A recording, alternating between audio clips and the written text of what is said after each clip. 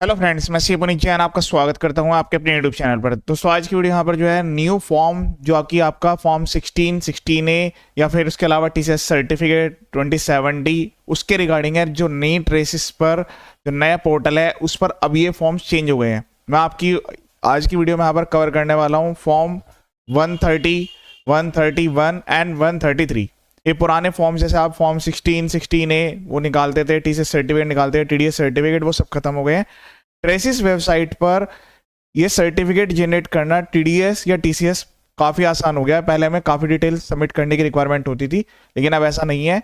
Income tax की site, income tax की official website है, मैं आपको बता देता हूँ, ये वाली।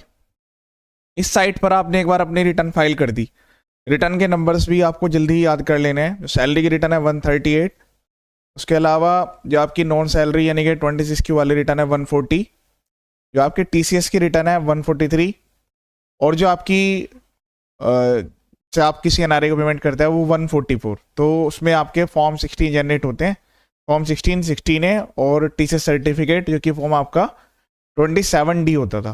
तो इस वेबसाइट पर जो रिटर्न फाइल करनी है, वो चारों फॉर्म की अलग अलग वीडियो और डिटेल वीडियो मैंने अपने यूट्यूब चैनल पर अपलोड कर दिया है। एक बार यहाँ रिटर्न फाइल हो गई, रिटर्न फाइल होने के बाद अब हमें ट्रेसिस की वेबसाइट पर जाना है और सर्टिफिकेट की रिक्वेस्ट जनरेट करके डायरेक्ट डाउनलोड कर लेना है। ठीक है, ये एक्टिविटी आपको कितने दिन के अंदर करनी है?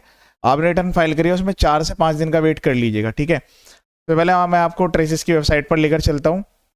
गूगल पर आप सिंपली टाइप कर देंगे TRACS, इस पर आपको क्लिक कर लेना है। क्लिक करने के बाद यहाँ आपको, अगर ऐसे पर्सन है जो कि पहले से रजिस्टर्ड है ऑलरेडी, तो उनको तो नया रजिस्ट्रेशन करने की रिक्वायरमेंट नहीं है अपने 10 नंबर को। लेकिन जो फर्स्ट टाइम भर रहे हैं, तो फर्स्ट टाइम अपनी रिटर्न को वहाँ पर फाइल कर दिया आपने इनकम टैक्स की साइट पर। उसके बाद ये भी इसकी सब साइट ही है, इनकम टैक्स की साइट है www.tdscpc.gov.in। आप गूगल पर TRACS लिखेंगे उससे आ जाएगी।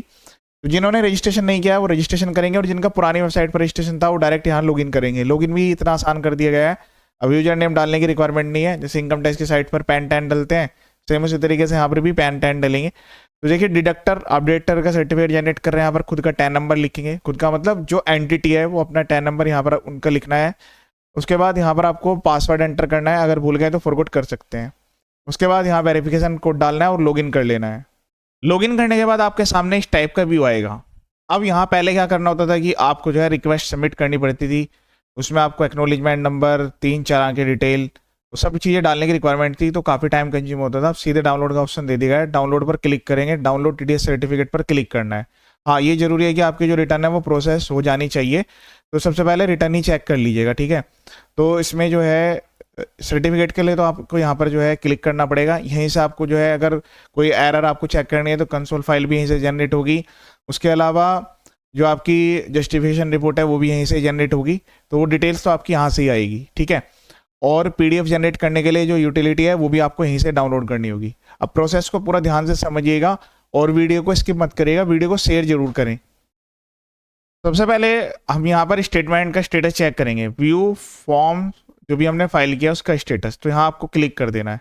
क्लिक करने के बाद आपको इस टाइप का पेज आएगा। जैसे कि मैंने आपको बताया, फॉर्म्स चेंज हो गए हैं क्वार्टर रिटर्न के लिए।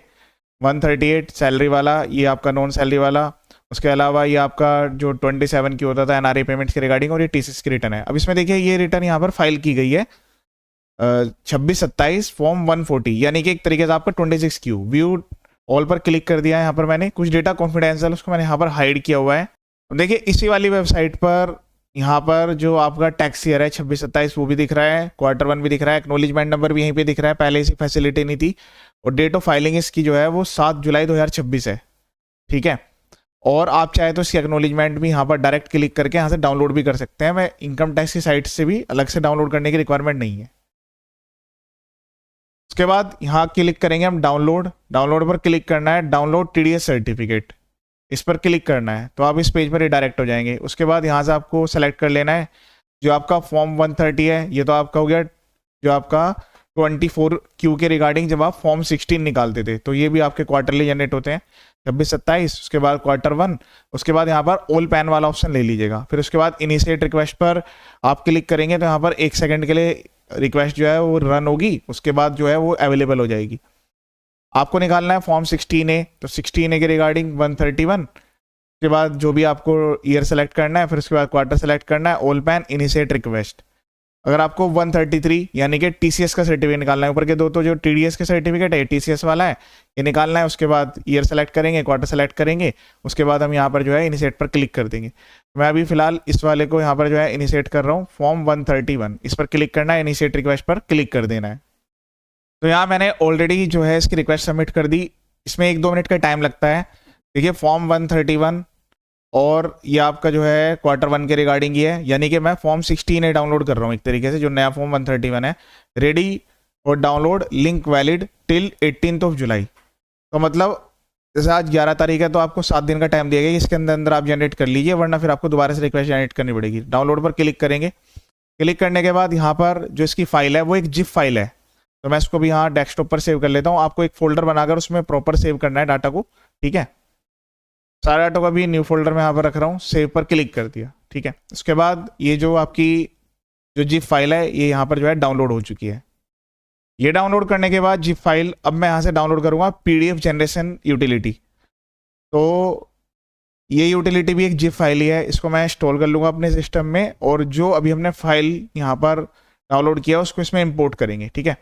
फिर उसके बाद एक फोल्डर देंगे, फिर उसके बाद वो जो है सेव होगी। तो मैं भी इसको भी न्यू फोल्डर में सेव कर लेता हूँ। ये यूटिलिटी जो है आपको अपने सिस्टम में डाउनलोड कर लेनी है, इंस्टॉल कर लेनी है। हाँ, वर्जन अपडेट होते रहेंगे, जैसे अभी 2.0 है तो 2.0 के बाद हो सकता है अगला 3.0 आए, तो ये वर्जन चेंज होते रहेंगे। ये आपको जो है नए वर्जन में ही डाउनलोड करनी है। और ये वाली जो फाइल है तो मैं जीपी यहाँ पर इंपोर्ट करेंगे, तो इसमें राइट क्लिक करके इसको पहले एक्सट्रैक्ट फाइल पर क्लिक करके एक्सट्रैक्ट कर लेना है। आपको आपके सिस्टम में WinZip या WinRAR होना जरूरी है, तभी आप जो है इसको ओपन कर पाएंगे। तो इसको हम जो है ओपन कर लेते हैं। ये फाइल जो है कुछ इस तरीके से यहाँ पर आपको फाइल दिखेगी। इसके बाद जो है पीडीएफ जनरेशन यूटिलिटी की एप्लीकेशन है, इसको हम जो है अपने सिस्टम में इंस्टॉल कर लेंगे। तो कोई भी ऐसे आप नहीं जो भी यूटिलिटी इंस्टॉल करते हैं उस तरीके से आपको दिखेगी। उसके बाद गेट स्टार्टेड पर क्लिक करना है, फाइल टाइप सेलेक्ट करेंगे। तो मैंने अभी जो है यहाँ फॉर्म 131 डाउनलोड किया है। अब जो फाइल जो मैंने डाउनलोड की थी उसको मैं यहाँ पर सेलेक्ट करूँगा और ब्राउज करके उसकी लोकेशन दे दूँगा। मैंने डेस्कटॉप पर ही अभी उसको एक न्यू फोल्डर में सेव किया हुआ है। तो आपको भी जो है इसी तरीके से वो जो यूटिलिटी जो भी है ये फॉर्म 131 की फाइल है यहाँ इंपोर्ट कर लेनी है। अब इसके बाद यहाँ आपको जो है पासवर्ड एंटर करने की रिक्वायरमेंट आएगी। अब जैसे पासवर्ड एंटर करेंगे, पासवर्ड एंटर करने के बाद ये उससे पूछेगा आपसे कि आपको जो फॉर्म है वो कहाँ पर सेव करना है। तो ब्राउज पर क्लिक करके और मैं यहाँ पर एक नया फोल्डर बना देता हूँ, जिसमें कि मैं यहाँ पर इसका नेम रख देता हूँ। उस तरीके से यहाँ पर एक नया फोल्डर बना लिया है, इसमें सेलेक्ट फोल्डर करके फोल्डर सेलेक्ट कर लिया है। उसके बाद 2 ऑप्शन आते हैं कि आप जो यहाँ पर फॉर्म 16 यानी कि अभी फॉर्म 131 जनरेट कर रहे हैं कि आपको विद डीएससी करना है, विदाउट डीएससी करना है। तो डिजिटल सिग्नेचर के साथ जनरेट करना मैंडेटरी नहीं है, यह आपकी खुद का सिलेक्शन है। आप चाहें तो उसको डिजिटल सिग्नेचर अटैच करके इसके द्वारा भी कर सकते हैं। अभी मैं यहाँ पर विदाउट डीएससी के द्वारा इसको जनरेट कर रहा हूँ। जो इसका पासवर्ड रहने वाला है वो कैपिटल लेटर में आपका 10 नंबर रहने वाला है, जैसे पहले भी होता था सेम उसी तरीके से यहाँ पर जो आपका पासवर्ड रहेगा। पासवर्ड डालने के बाद प्रोसीड पर क्लिक करेंगे तो जो ये हमने फोल्डर दिया है इसमें वो सारी पीडीएफ सेव हो जाएंगी। अगर आप पहले वाला ऑप्शन ले लेते हैं विद डीएससी का, तो जो डिजिटल सिग्नेचर है वो आपको अपनी डिवाइस में लगाना होगा। फिर उस आपको डीएससी को भी इंस्टॉल करना पड़ेगा। काफी लोग क्या करते हैं डीएससी को इंस्टॉल नहीं करते। डीएससी इंस्टॉल होना जरूरी है और यहाँ पर रन फाइल में चेक कर लीजिएगा, रन होना भी जरूरी है। मैं पासवर्ड डालकर प्रोसीड पर क्लिक कर लेता हूँ। प्रोसीड पर क्लिक करने के बाद यहाँ पर आपको जनरेटिंग पीडीएफ का मैसेज आएगा इस टाइप से। इसमें क्योंकि जितने आपके रिकॉर्ड्स हैं उसको यहाँ पर ये प्रोसेस दिखाएगा। तो इस केस में क्या था कि 2% का टीडीएस था, 2 ही पीडीएफ हुई है। तो फाइल जो है वो जनरेट हो चुकी है फॉर्म 131 जो कि आपका फॉर्म 16 है। मैं आपको ओपन करके दिखा देता हूँ। तो आप देख रहे होंगे पहले क्या होता था, डायरेक्ट जो है वो पीडीएफ जनरेट हो जाती थी, लेकिन अभी एक जिप फाइल जनरेट हुई है इसी फोल्डर के अंदर में। देखिए मैं फोल्डर आपको दिखा देता हूँ। ये फोल्डर था हमारा, न्यू फोल्डर के अंदर में हमने एक फोल्डर क्रिएट किया था। इसके अंदर में यहाँ पर जो है फाइल बन के आ गई है। अब इस पर राइट क्लिक करेंगे और यहाँ पर जो है आपको क्लिक कर लेना है एक्सट्रैक्ट फाइल। जितनी भी फाइल्स है वो हम इसी फोल्डर में यहाँ पर सेव कर लेंगे, ठीक है। ओके पर क्लिक कर देंगे तो यहाँ पर एक फोल्डर बन के आ गया है। देखिए इस केस में क्या था कि 2% का टीडीएस डिडक्ट हुआ था तो 2 पीडीएफ जनरेट हुई। आपके जितने % का टीडीएस डिडक्ट होगा वो सारी की सारी पीडीएफ यहाँ पर आपको देखने के लिए मिल जाएंगी। चलिए मैं आपको इसको क्लिक करके ओपन करके भी दिखा देता हूँ। तो ये रहा आपका फॉर्म 131। इसको यहाँ काफ़ी अच्छे तरीके से ड्राफ्ट किया गया है। मतलब इसमें जो डिटेल्स है वो काफ़ी अच्छी तरीके से आपको देखने के लिए मिलेगी।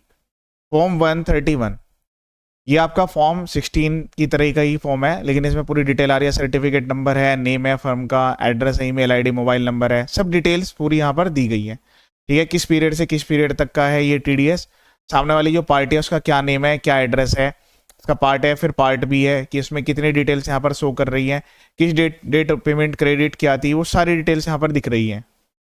यहाँ पर ये भी अच्छी फैसिलिटी की गई है कि भाई सामने वाले पर्सन का जो ओरिजिनल स्टेटमेंट का नंबर था वो क्या था, अगर ये कल को चेंज होता है तो यहाँ पर फिर से चेंज होगा। ठीक है, तो कितनी वैल्यू थी, कितना यहाँ पर टीडीएस था, क्या रेट था, सब कुछ यहाँ पर डिटेल्ड में दिया गया है। डाटा कॉन्फिडेंशियल है, उसको हाइड किया गया है। मैं आपको पूरी डिटेल्स वाइज यहाँ पर दिखा रहा हूँ। ये जो है 3 पेज का सर्टिफिकेट है, इसमें पूरी डिटेल्स यहाँ पर आ रही है। जो भी पर्सन है जिसको आपको आगे भेजना है तो उसको आप साइन करके भेज सकते हैं। पहले 2 पेज पर तो टीडीएस की डिटेल्स है, बाकी ये आपके कोड्स दिए गए हैं, जैसे आपको रिटर्न फाइल करने में आसानी रहे तो कुछ कोड्स की लिस्ट यहाँ पर प्रोवाइड की गई है। वैसे इसके लिए मैंने सेपरेट वीडियो अपलोड कर चुका अपने यूट्यूब चैनल पर। तो ये मैंने कंप्लीट प्रोसेस आपको बता दिया है। वीडियो को शेयर जरूर कीजिएगा। बिल्कुल सिंपल आसान प्रोसेस के द्वारा 2 मिनट के अंदर अंदर आप इसको जनरेट कर पाएंगे। ना तो आपको एक्नॉलेजमेंट नंबर डालना, ना ही 3 पैन नंबर की डिटेल डालनी, ना ही चालान नंबर डालना। फॉर्म सेलेक्ट करना है, डाउनलोड कर लेना है, जो यूटिलिटी है उसमें रन कराना है और फोल्डर में सेव कर देना है। तो ये था लेटेस्ट वीडियो। बाकी अदर वीडियो आप एक बार देख सकते हैं, TDS TCS return filing, GST filing के, और भी मैं यहाँ पर काफ़ी सारे वीडियो अपलोड करने वाला हूँ। ये वीडियो देखने के लिए थैंक यू सो मच।